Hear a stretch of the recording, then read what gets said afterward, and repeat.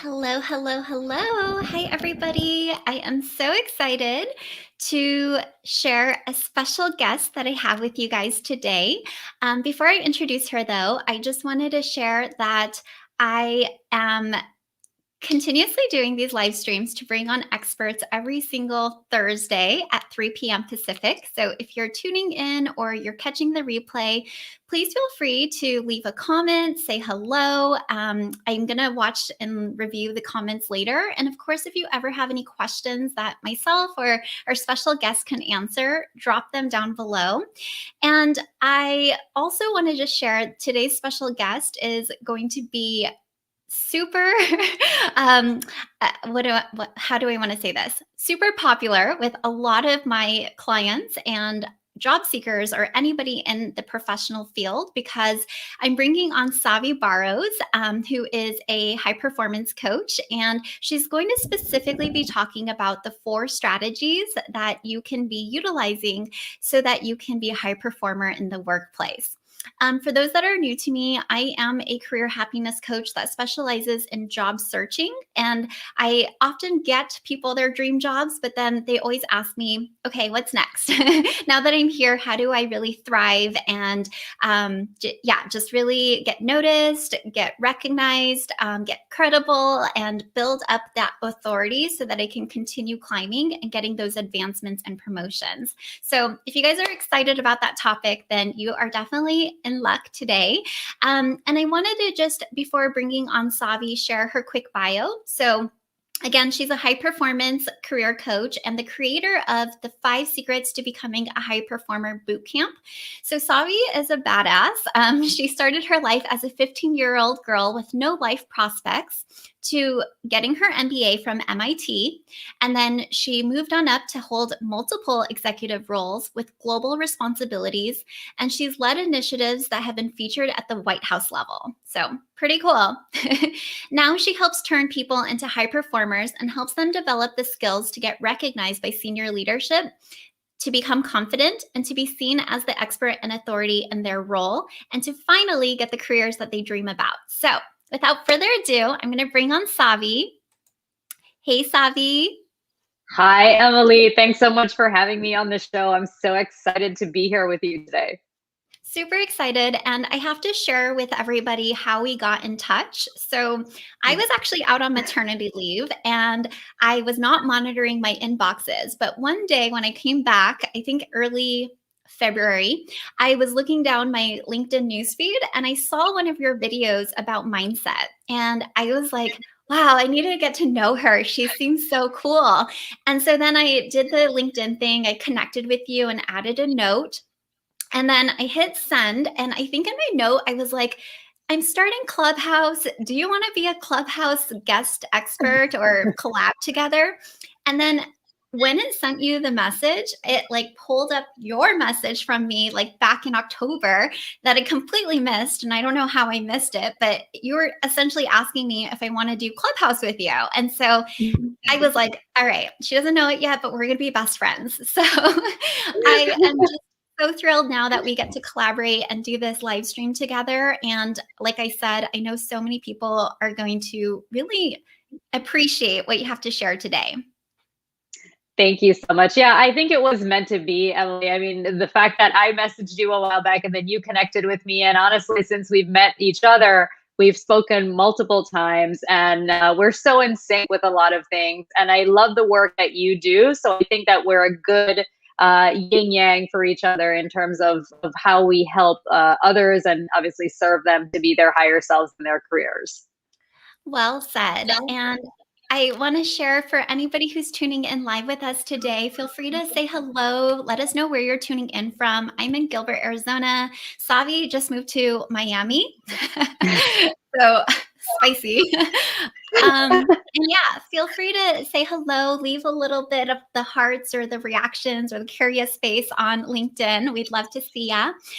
So when I brought Savi onto this show, I asked her something very interesting. I asked you, can you tell me what your 30, 60, 90-day plan for new employees would be as they think about growing in their careers and just being that trusted employee or high performer in the workplace? Mhm. And you said something really interesting. You said, go ahead. Well, I think what I said to you was that I don't really subscribe to the 30, 60, 90-day plan. In fact, what I've done and what I tell my clients to do is keep your eyes locked on the target of where you ultimately want to be in your career and move at the pace that's going to get you to your career. And that is what's served me really well and what's allowed me to collaborate or run a lot of special projects, special initiatives, especially ones that are, either directly overseen by senior executives, maybe C-level executives. And these are the things that really define your career. And that's the way I've always thought. So I've said this before, that really people need to think about themselves as or their careers as you are the CEO of You Incorporated. So it's totally fine that you work for a company and you give your talents and your time to help to grow the business, the team, etc. But when it comes to your career, you need to think about, okay, am I in a place that is going to help me move forward to what my ultimate career goal is? And if anyone has, they have in their plan to be an executive, a VP, whatever, CEO, maybe they want to start their own company one day, you need to always be focused on that, even if you're just starting your career. Because what happens, and the mistake that a lot of people make, is they think, okay, I'm going to do this for X amount of time, and then I'm going to go ahead and I'm going to, stake a claim as to who I am in the company. And by that time, it's too late, right? It's almost like you've showed people who you are on one side, but then you want them to know you on another side. And at that point, it's pretty impossible. And it's pretty tough to turn it there. And that's actually one of the reasons why people end up quitting, is that they feel that they don't feel seen, they don't feel appreciated, they're not getting the opportunities that they want to advance their career. But the truth is that they don't realize that they've made a really fatal mistake, which is they didn't go in and kind of state, okay, this is who I am, in terms of, how they moved around the office or particular projects or initiatives that they worked on. And so this becomes something really chronic. I think it's something like over 80-something% of employees actually quit jobs because they don't feel seen or feel like they're actually moving up. And it's nothing to do with the company or their boss. It's the fact that the way that they've communicated, which is not communicating, right? That you want to actually move up in your career. And the way you do that is, yes, you definitely want to have a conversation and say, I want to be a manager one day, I want to be a leader, and whatever it is you want to say. But everything is viewed in terms of actions. So you have to do the actions, you have to get the results, you have to show people that you're capable of producing before you get the titles and the promotion. You hit on so many key points there. What I'm hearing you say is that it's really important as you enter a new organization that you have a clear understanding of that personal brand and the vision. What do you want to be recognized for? So I actually want to hit on that because a lot of people, as you mentioned, don't go into their next path with that in mind. They just think, okay, I snagged this job. Great. I'm going to like stay here for the next year and maybe be a little bit passive around seeing whether or not they get promoted. So, what are some things that people can start asking themselves to define that clarity or that vision of where they want to be seen? Yeah, absolutely. So the first thing is that you want to really understand, number one, why you want this promotion. Why do you even want to become an executive? What is the real driving force, right? So a lot of people will say, oh, well, I want the title, or executives, they have the power, they have all of this stuff, or I want the money. Those are all fine. But what you'll find is that along the way, if those are the things that you're using as your why, will get burned out. It will be pretty hard to sustain the effort and the competition and the work that's needed to go into it over the long term to eventually get to one of those roles. So really understanding your why, your what is really driving you, like why do you really want it? What is the deep reason inside your soul that you want it? And when you understand what that really is, you will have infinite power, you will have infinite energy to go after what you want to go after. And so once you understand what that is, then the next thing you really want to understand is like, okay, how am I different? How can I stand out? So you could be, I'm just going to use, for example, product manager, right? So you could be a product manager, you could be one of 20 or 100 or whatever it is in any organization.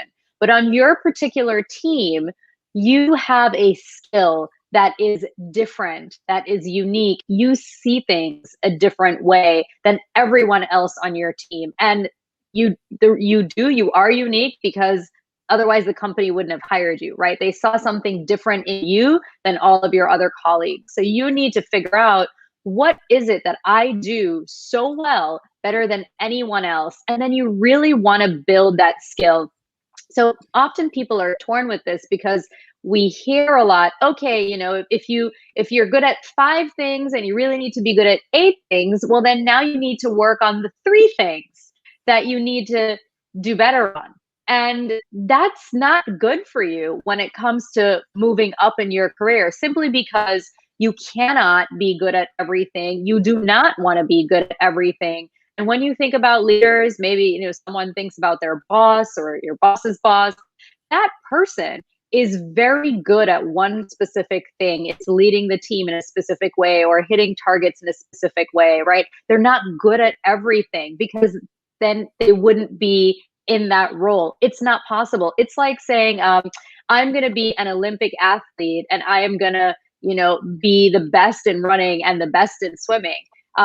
It's just kind of not possible. I mean, maybe it is, I don't know, but it's the amount of effort and focus and drive and training and repetition that makes you a master. So really understand what you're good at and double down on it. Now, going into that, you really now need to find a way to showcase it.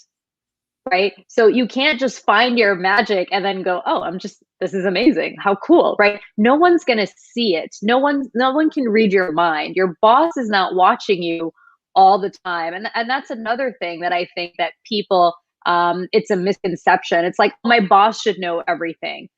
It's not possible, right? Especially if your boss has a pretty big team that reports directly to them. They have their own goals. They need to hit certain targets for their boss that just keeps rolling up the org. And the team needs to be hitting their goals collectively. So while your boss may be aware of your work output in general, there's no way for them to understand, like, what is your brand? What are you really strong at? So you have to find a way to showcase that. And what I really recommend in doing that is you actually create your own initiative, right? Create your own project. And I highly recommend that you create a project that's cross-functional. and find a way to make sure that number one, you're leading that project, but number two, whatever you create, make sure that at the end of the day, there is a actual metric, right? So you're trying to solve for either improving a process that saves time, increasing sales, making customers happier. Those are the kind of metrics that companies care about. Or you can even work on something more internal that helps employees. How do employees feel better? How do you make their experience better at work so they can be more productive? So it can be external or internal, but these are some of the things that you need to do. Mm. Oh my goodness. Yes. And I love what you just shared about the unique value proposition. That's what I call it, is like that secret thing that keeps you as a differentiator between the others on your team. And I want to share, like, we all have them, but I know when I talk to job seekers, they oftentimes are harsh on themselves and they're like, well, what I do isn't that important, or what I do is not that special. And I don't know if you know about Mark Henson's book, Ordinary Superpowers. Have you heard of that? No, I Okay, haven't. I love it because it talks about like your strengths and how oftentimes what sounds ordinary is actually extraordinary or extraordinary. And I actually have like an example of this. I am a project manager I was once working with said, "Well, isn't everybody just organized, or isn't everybody just good at things?" And I was like, no. If like blessed people who are like really good at organization and Excel sheets and all of that, but I think it's really important to sometimes, if you're not able to figure out what you're good at, ask people around you, get your previous managers, colleagues, clients that you worked with, and just start asking. I'm curious if you have any other tips on how to get clarity on what your unique value proposition is, or your personal brand, as you mentioned. Yeah. So what I would do, what I would add to what you said is I would also ask my friends and family members, and Yes. then I would make a list of things that I genuinely enjoy doing at work. And it doesn't even have to be related to your role. I think a lot of people kind of cut themselves off when they enjoy doing something, but they don't see how it directly relates to their role. And that's the beauty of this exercise, is that if you find that the thing that makes you special is not necessarily aligned with your role, which it almost always is, but even if it's not, you can still go ahead, create an initiative, and make sure that you highlight this so that you can start to build your brand in that way. Because when a company finds a really good employee, a real star that's making a lot of effort to go above and beyond and to help the organization and to help others, they will modify the role. They will, if you need to switch teams, they'll let you switch teams. Like, I have never come across a company that says, oh my God, you have an amazing skill. It's not a great fit for your role, so we don't want you anymore. Like that's never going to happen, right? They're going to be like, wow, this person is incredible.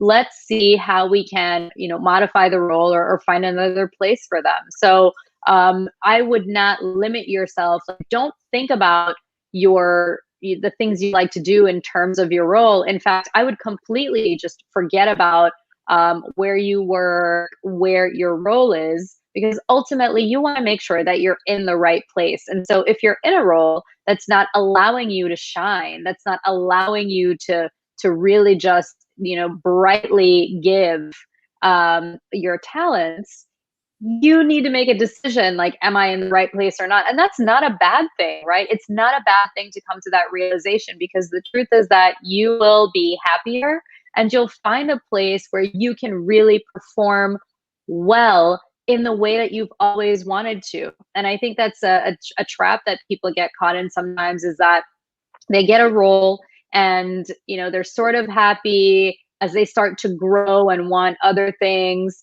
their preferences change, their needs change, their goals change, but they're sort of afraid to step out and really own the thing that they're good at. And if they would just take a chance, their career would skyrocket and they would Mm. get so many opportunities, and they would move up a lot faster. Yeah, absolutely. And I think too that it's important that we, sorry, I'm going to mute you for a second. Sorry, there was a little echo. I was just going to say that I think it's really important that we don't confine ourselves to this box because, as you mentioned, our roles are constantly evolving because the business is evolving. And if you have a business case of like why you want to step into this, that's beautiful because I can tell you a lot of the job seekers I speak to, they tell me things like, I've hit a glass ceiling or I've outgrown my position or I haven't learned anything new. And so what I'm hearing from you is figure out what it is that you're really good at and then make that initiative, bring that up and find those and this is key too because so many people I talk to also share that they can't quantify what they did in their last role when they're coming up with their bullet points on their resume, but you're like, okay, have an initiative, have a clear objective, have those key metrics, and that's what's going to help you stand out, right? Cool. Let me just pause there for a second, Savi, and I'm going to go into our chat here. Wow, we have a lot of people from all over the map. Hey, Raj, nice to see you. So those of you who are here tonight and have, or I guess afternoon, wherever you're tuning in from, definitely let us know if you have any questions. Somebody asked if you could please touch on examples or tools to manage and form a team to be a high performing team. Do you want to speak on that? Yeah, I'm sorry. Can you say that again? Tools? Can you please touch on examples/tools to manage and form a team to become a high performing team? Yep, So maybe sure. who wants to have more high performance? Yep. So I can definitely answer that question. So instead of, and I like this question because I think that this is a place where sometimes people get stuck as well. So I really like this question. Instead of going directly for a tool, what I would do is I would first think about the initiative, right? So if you want to form a team of high performers, the first thing is that there's no way to sort of identify, okay, this person's a high performer, this person's a high performer. What you really want to do is you want to think about the outcome that you want to have. And then you want to pick people who have a variety of skills, but a strong interest in what you're doing. And the only way that you can actually do that is first, if you're going to come up with the project, you're going to come up with the initiative, define the purpose, define the target, define the metric loosely, right? So understand, so either say you're going to save time, you're going to save money, it's going to be for customers. And then what I would do is I would actually shop it internally to folks that you actually want to work with you. So remember I said it's key to have a cross-functional team. Companies really love to see that cross collaboration. So you would go ahead and then you would actually shop it with the different folks that you want to be on the team.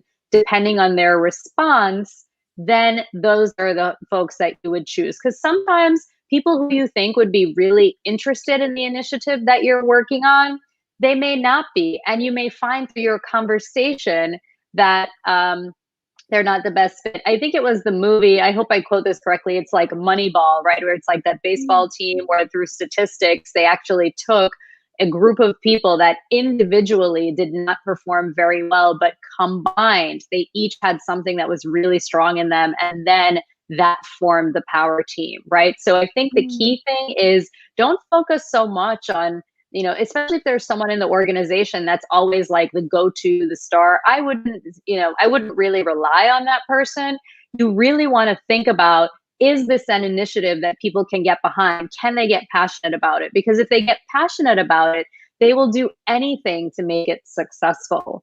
As far as tools, that's a really broad, I don't have any specific tools. So for me, what I did when I was running these initiatives, I just used Excel and I used like PowerPoint, right? So I used Excel to track everything. I used PowerPoint when I was doing presentations. But the truth is that there were folks on the team that were much stronger at sort of project managing the whole initiative than I was. There were people that really loved to get in the weeds and the timing and the details, and they would create these beautiful detailed spreadsheets. So if there's someone on your team that has ways of how you can track and manage the project, then let them run with it, right? And this is the other key point, right? Don't get hung up. I know I said this earlier, but I'm going to repeat it again. Don't get hung up on the tools. It's more important that you have the right people that are really interested in the project. Make sure you have an executive sponsor, right? So bring this to someone in the organization and say, hey, this is the team that's formed. This is an idea that we've had. Will you sort of be our sponsor? That's really important to get that visibility, but don't let the tools bog you down. I just simply use Excel and PowerPoint. I know there are all kinds of amazing tools out there.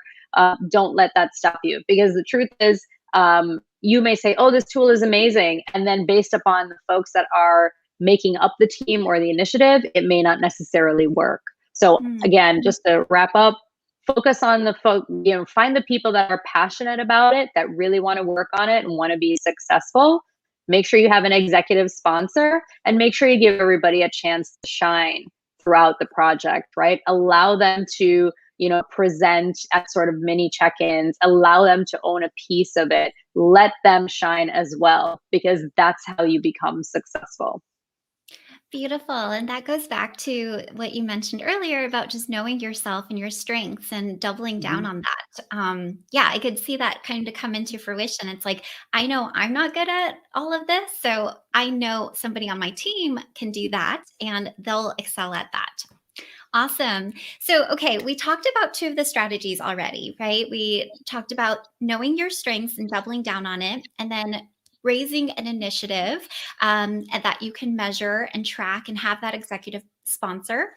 So, Mhm. let's switch gears to networking, because Mhm. you have a lot of thoughts around this, I'm sure, Yeah. when it comes to networking for promotions. So, share with us some of your tips. Yes, absolutely. So the number one tip, and this is a big mistake that people make all the time, is they get into a new job and the thinking is, oh my gosh, I just got here. Let me just sit here. Let me do my job. Let me just, buckle down. Let me focus on my work and let me show them how good I am at doing my job. So this is a huge mistake. Definitely do not do that. So what am I saying here? The minute that you get in, make sure you start networking with people immediately, right? Start setting up coffees with people that are on your team, that are, working cross functionally, and also get to know other leaders in the company. And if there are folks that are junior to you, make sure you get to know them as well. And here is the reason. It goes back to what I said in the very beginning of our talk today is you need to set a precedence immediately as to who you are. If you wait for too long, number one, people are going to have a perception of you, right? You're the quiet person that sits there and gets everything done, and then people kind of forget about you.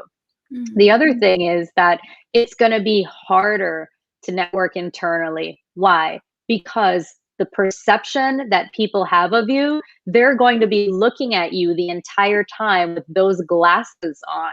And they're going to think of you as the quiet person that sits and does their work and doesn't really, say much or stand out or ask questions or shakes things up.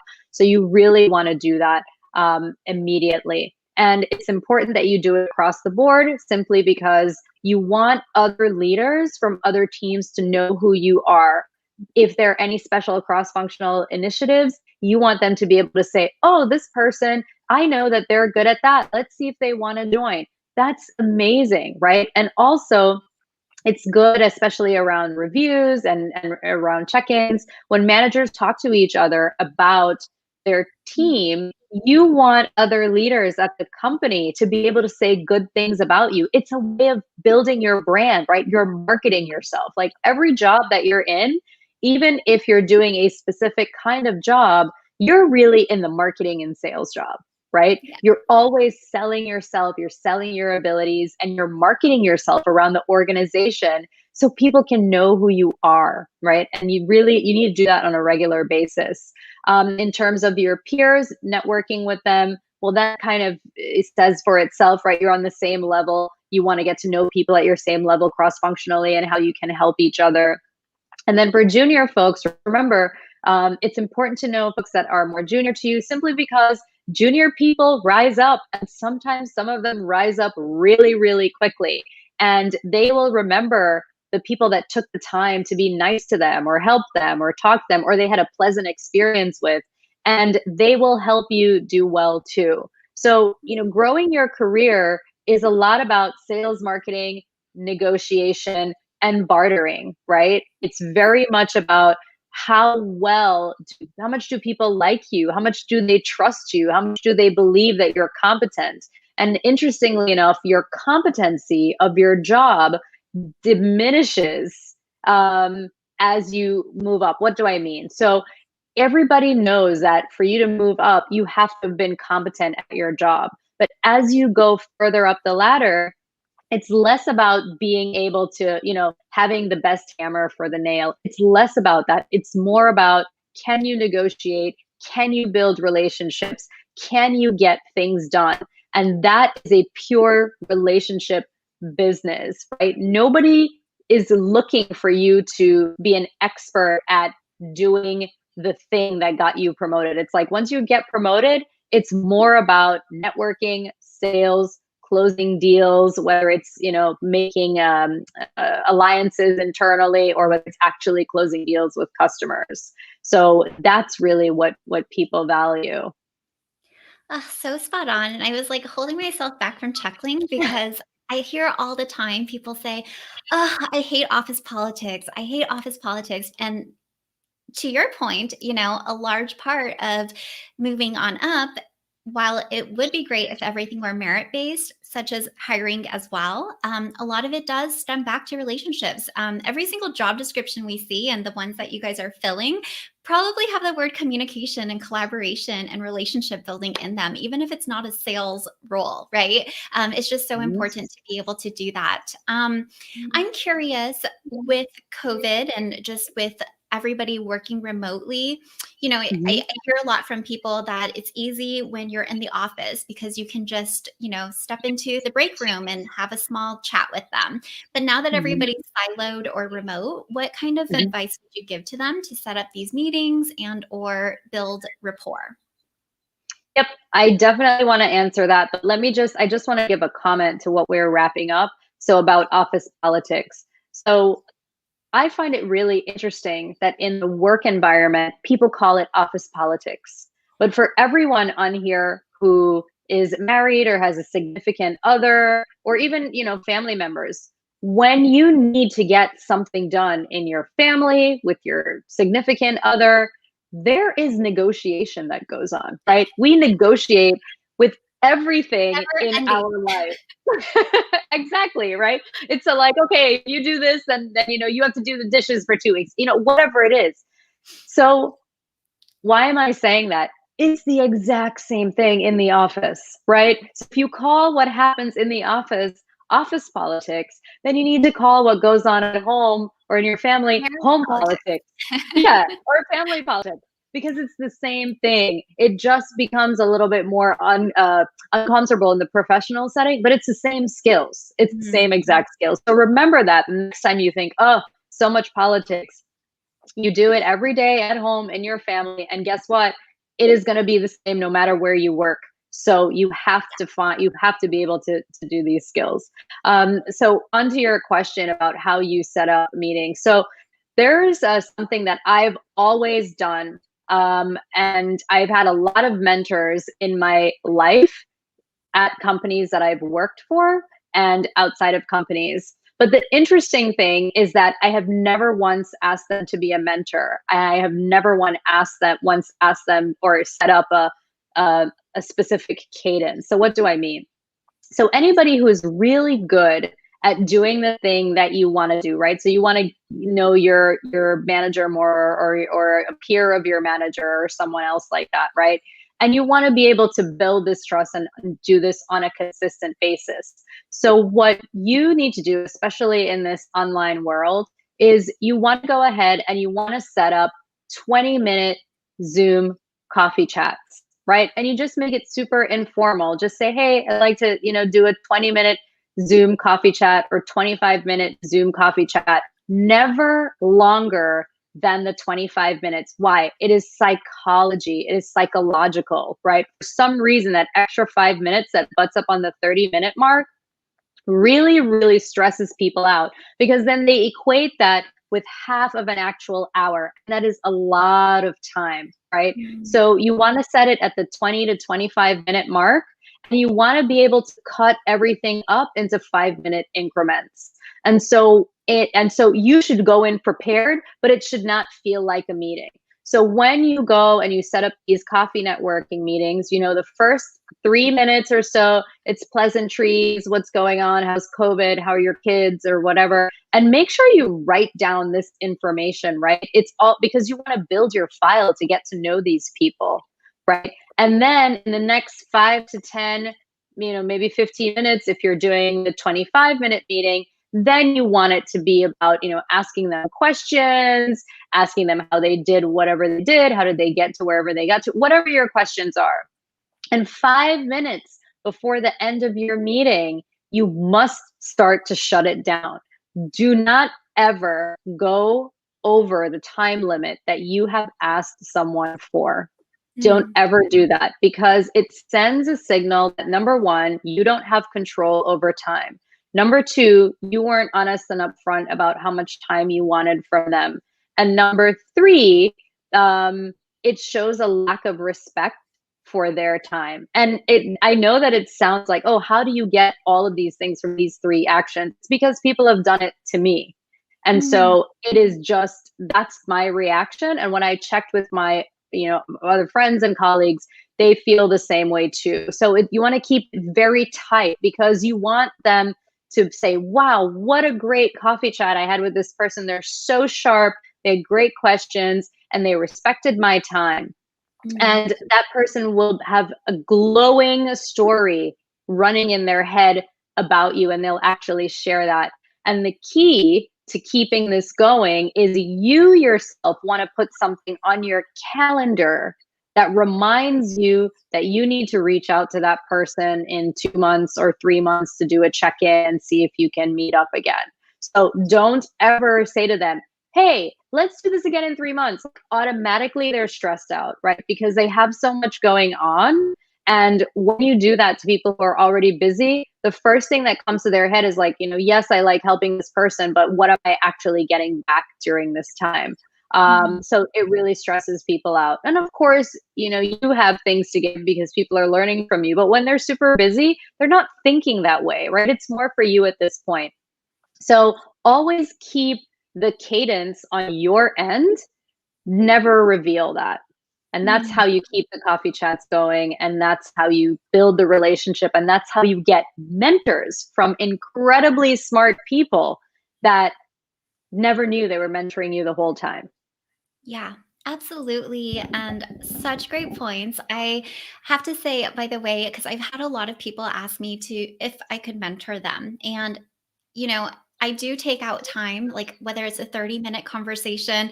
Never has anybody asked me for 25. I've agreed to 30, but yes, it is a commitment. And sometimes I've had up to an hour conversation. And what's interesting is oftentimes I've lost count, but the majority never follow up again. And, sometimes I want to know, did I make an impact? Was it helpful? What kind of what did you do from our conversation?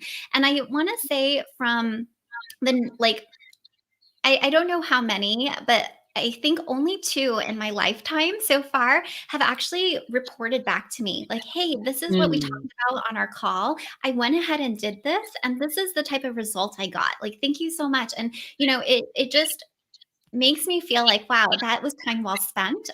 Or they'll come back and be like, I did this, but this didn't happen. Do you have any more feedback? And, I'm more than happy to share with them because they've showed that they've taken the initiative to follow up. So I really love your points there, and just making sure that you're not continuously asking them for buy-in, but maybe just following up proactively. And I think that's a big piece that so many people forget about. They'll do the initial outreach, but then it's okay, I've done that and they haven't come back to me, so maybe they're not interested, right? But relationship building, when you're the one that's requesting, is going to take effort. And multiple points of contact in order to start to build that trust and that relationship. Yeah, Um, I agree with you. No, go ahead. I was going to ask Savi if you can share. So we talked about networking. What about your allies? Yes. Yes. Absolutely happy to share on this one. So, building allies is so key to being successful in your career. Um, a lot of it's another thing that people overlook, but I would say that other than networking, so networking is number one. I would say building allies is number two. And the reason why this is Really really, quick, Savi, oh, can you define allies for us? yes, I absolutely will. So allies, they are people that work either on your same team or on other teams cross-functionally that you have gone out, made a relationship with them, right? So these are folks that you're probably going to have coffee chats with, etc. And I don't just mean leaders. I mean folks that are at your same level that you would most likely be collaborating, or they have a piece in the line of work, the supply chain, right? So specifically, like if you're a product manager, make sure you know someone in finance, right? That's what I mean. So you want to build allies in different departments, and that's really important because when you need help with something, that person will be able to help you. So a lot of getting business done, and I think this is why people call it politics, is really being able to help other people out when they need help. So if there's an initiative that's going on in the company and they need help getting buy-in, they need help, getting people excited, they need help getting it greenlit, you want to go ahead and help that person out.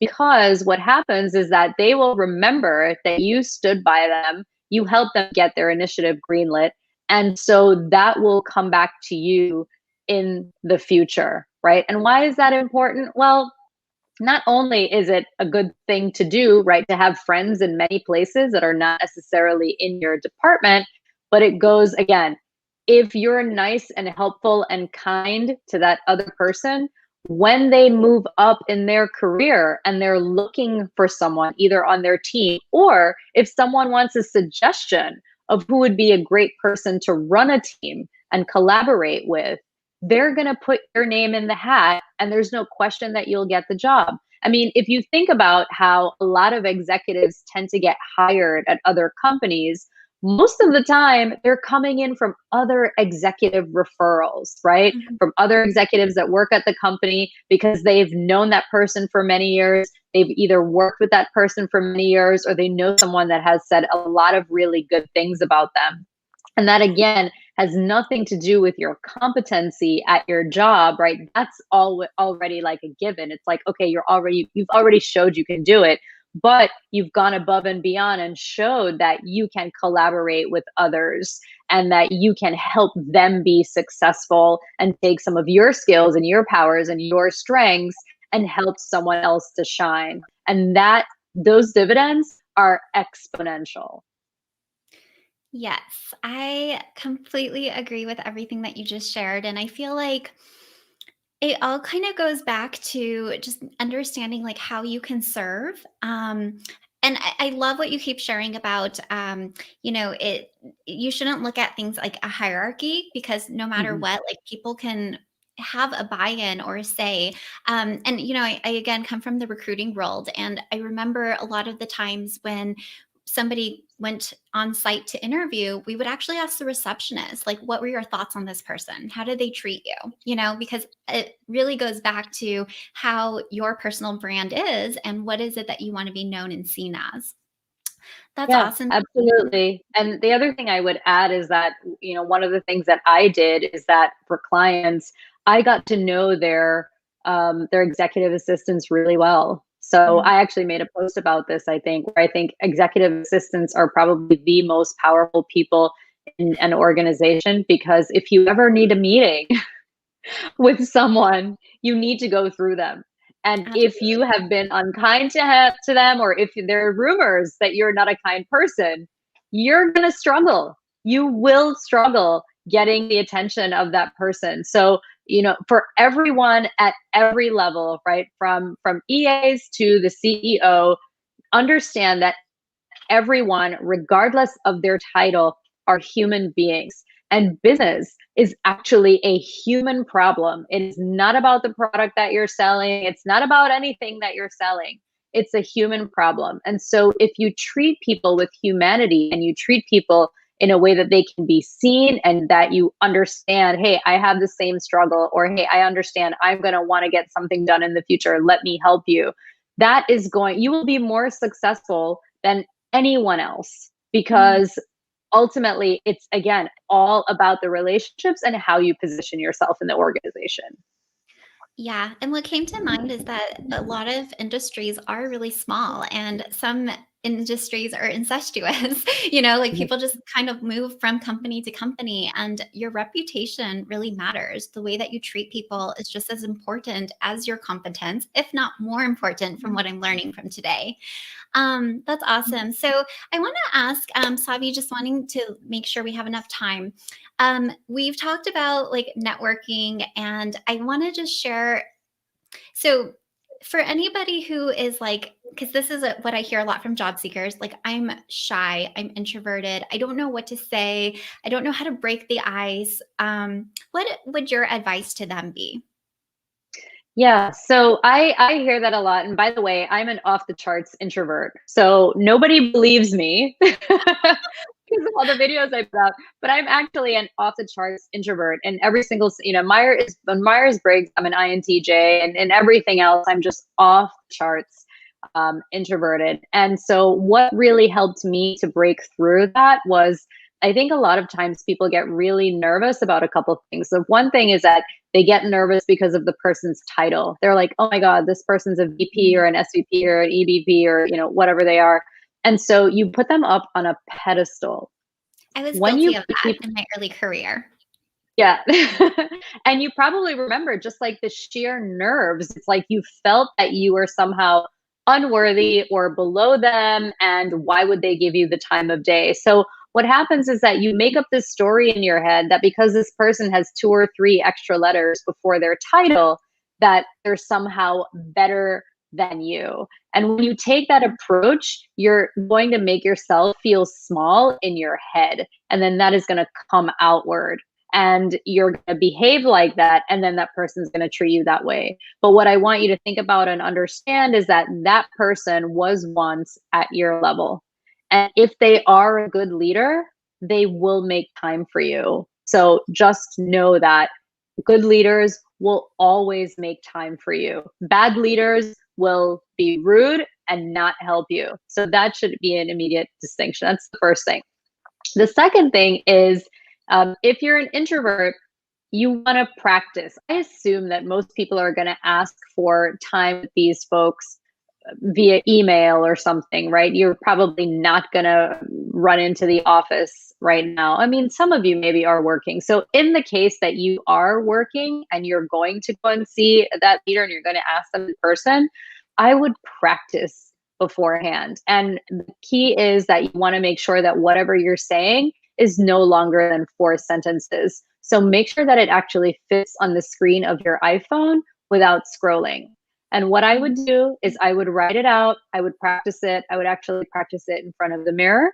And then when you're ready to go execute, you go execute.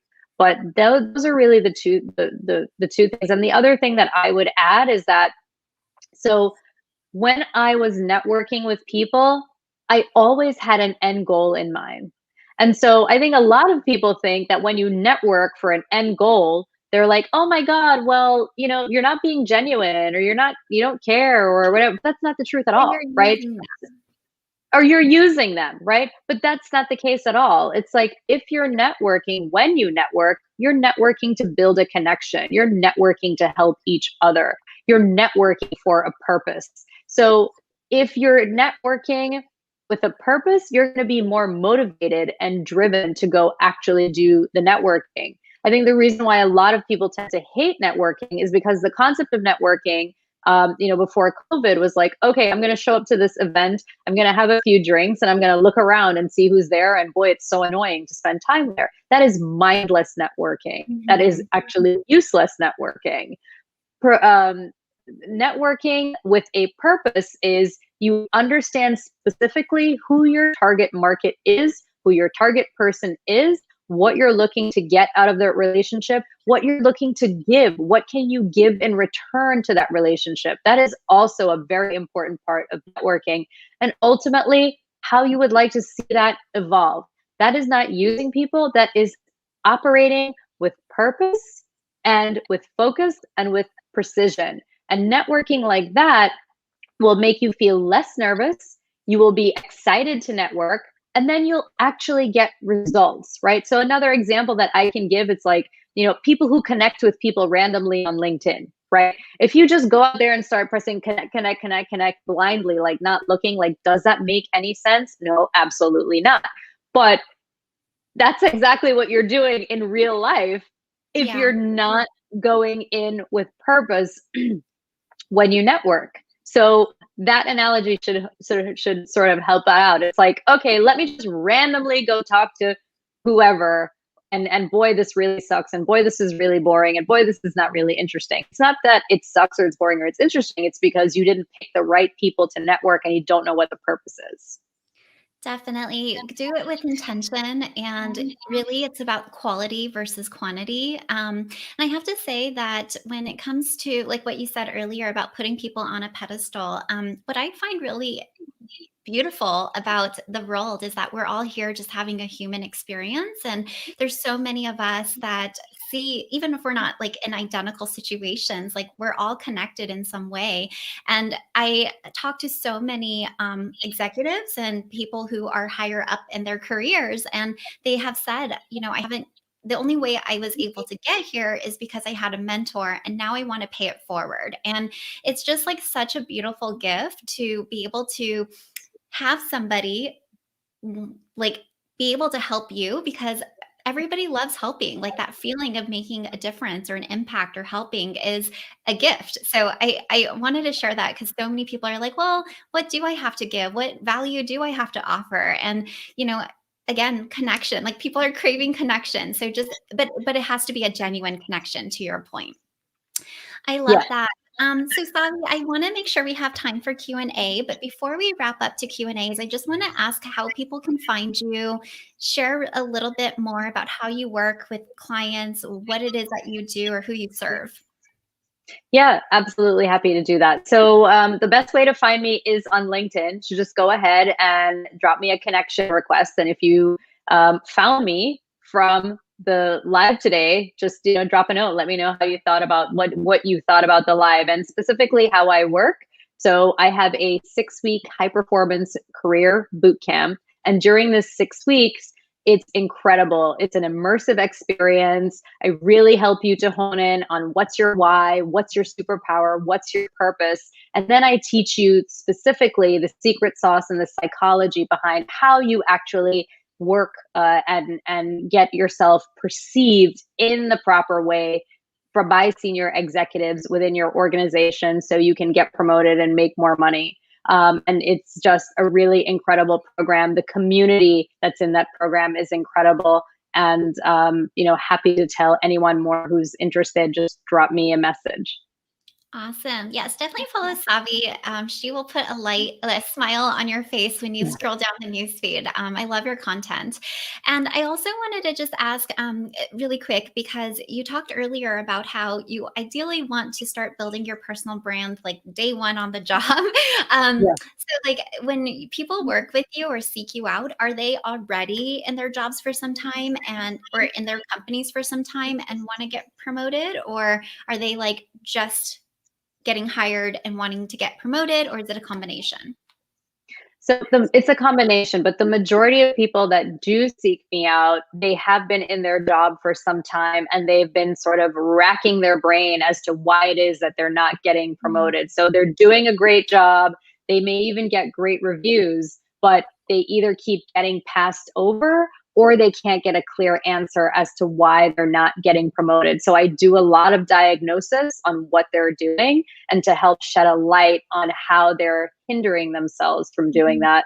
And then there are some people who are just starting out in their career. They already know that they want to be executives one day, and they are smart enough. And I have to really say they're smart enough, because I certainly didn't think like that in the beginning. They're smart enough to know, hey, this is a process. This takes time. There's a lot of trial and error, and I don't want to do that. You have a track record of being able to move up and being able to work on these amazing projects. How did you do that?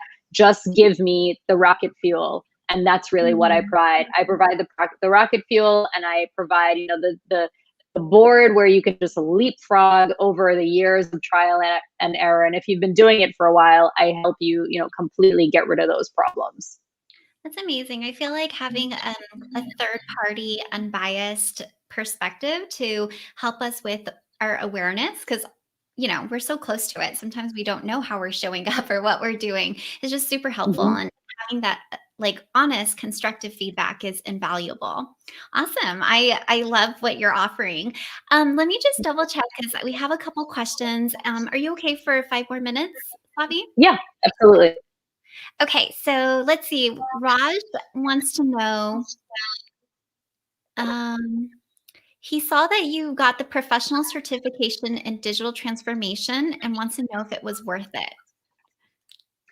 Um, so I can't, well, no, I got my MBA from MIT. So I don't really know much about the certification, but I'm not going to speak to that. So sorry, Okay. Roger. I can't help you. Contact MIT, and they can help you.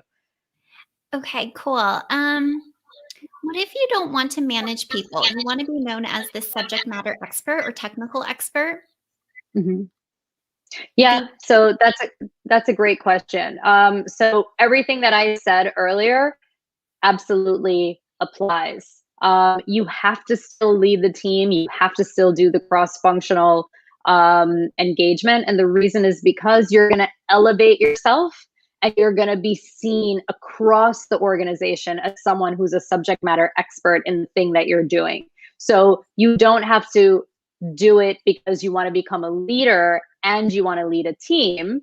You're doing it because you need the visibility. And that's what it's about at this stage of the game. It's visibility and showing up and proving to multiple executives at the same time that you truly are the expert. So once you do that, you build yourself as a brand. You can totally say, I don't want to manage people. I prefer to be the subject matter expert. That's totally fine. But you can't go from doing your work in your corner to becoming the subject matter expert. You've got to sort of spread yourself out, let yourself be known, show what you've got, and then you can become the expert. Yeah, very well said. And I know a lot of companies, they have kind of two parallel tracks at a certain point Mhm. after individual contributor is like, do you want to be the technical expert or do you want to be a people leader? And then sometimes it's both combined. Mhm. So that's awesome. Is leadership shifting from top down process to bottom up? I think there's more to that question. Is it better to not be noticed than be the squeaky wheel? Maybe you can answer that question because I feel like that's a bit more specific. Yeah. So I think that question is being asked with a certain perception in your mind. So I think your perception is that I'm being the squeaky wheel, I'm being annoying, which is not how you should be thinking about it. Squeaky wheel, guess what? Squeaky wheel gets the grease, squeaky wheel gets the promotion, squeaky wheel gets the money. So if you want all of those things, then you need to speak up. You need to let your ideas known. You need to let your thoughts be known. You need to come from a place of I don't want people to, because what happens is when you don't speak up, people have a perception of you in their mind, and that's who they think you are. The only way to change that is by speaking up and by making yourself be known and by sharing your ideas and by putting yourself out there. And the first part of your question is leadership top down or bottom up. My personal belief is that leaders should be thinking about their team members first. Leaders' responsibility is to groom and grow their team members. Yes, they have their targets that they need to hit, but their ultimate responsibility is to keep elevating people, keep moving them up, and moving the company forward. So that's the kind of organization that you want to be in. Yeah, I think that's spot on. And then also just knowing like there's the doers and then there's leaders, right? And Mhm. oftentimes, like I was guilty of this. I used to like do such a great job and I was like, oh, I'll just get promoted because I'm like clearly exceeding my expectations. But yeah, Mhm. the squeaky wheel oftentimes gets the worm. No, not the worm. I'm so bad at idioms. The squeaky wheel gets the Get squeaky wheel, get grease. grease. There you go. Awesome. Cool. Well, we're at the top of the hour. Thank you so much, everybody, for tuning in today. And of course, Savi, for carving out your time to be here. This was so valuable. Like, I can't wait to share this with all of my job seeking clients so that they know once they land their jobs, all right, call up Savi. Let's get you promoted. Any final parting words you'd like to share? No, I would just say really think about the things that, well, that's not true. Yes, there are parting words. Oh, and I think she got disconnected. Hopefully, we'll see you in the comments then, Savi. And yes, everybody, thank you so much for tuning in. We'll be back next Thursday at 3 p.m. Pacific. Oh, and Savi's back. Okay, Yes. let me add you. Not sure what happened there. Not sure what You're happened not there. the squeaky wheel. Yeah, exactly. Okay. Okay. So, just to wrap up, I want you to think about everything that I spoke about as, the four main categories that you want to be thinking about all the time. So, our four pillars, however you want to think about it, but it's networking, it's understanding what you're good at, what skills you're good at, and skill is probably the way to go, not multiple, right? And double down on it. Create an initiative. It's better to create it, but if you can join one that's happening, join it. And then the last one is make sure that you build allies. Build allies, build allies. It is so important. So think of these things as the four pillars to really building out your career, and make sure that you're ticking the box on all four on a regular basis. Because if you're missing anyone, it falls apart. So it has to be all four. Beautiful. Okay, last question because I saw your boot camp is about the five. What's the fifth? So in the boot camp, it's about purpose, process, passion, action, and mindset. So it's centered around, right. So it's centered around the themes of how I teach. The four things that I'm talking about today are components of the boot camp of one of the modules or one of the pillars that I talked about. But the boot camp is much more elaborate. It's much more thorough. But if you're not going to be in my boot camp, which you should be, but if you're not, make sure you're working these four things all the time. And I mean like every day, every week, right? This is Yeah, really important. I love it. And mindset is probably like the core because if you don't have that right, like you're not going to take the action. So, yeah, love it. Great program, Savi. Thank you so much again for all of your time and your wisdom and your insights. I know I'm going to be watching this back, and I hope that you have a really great rest of your day. Thank you, YouTube. Thanks so much for having me, Emily. And bye, everyone. Thanks so much. Take care, everybody.